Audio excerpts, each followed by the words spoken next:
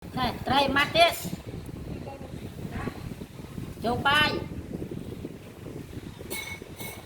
này tất ngao đấy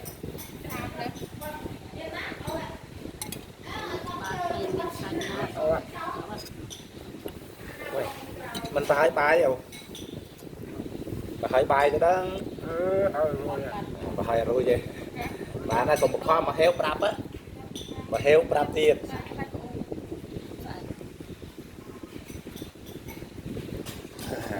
ở đâu qua ở đâu ở đây đây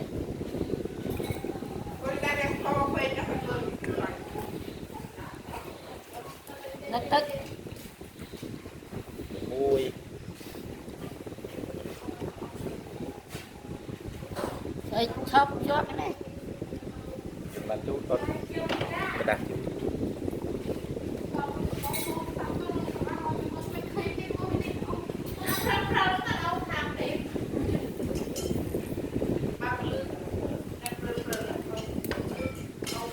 nó vô con bay ép đây ấu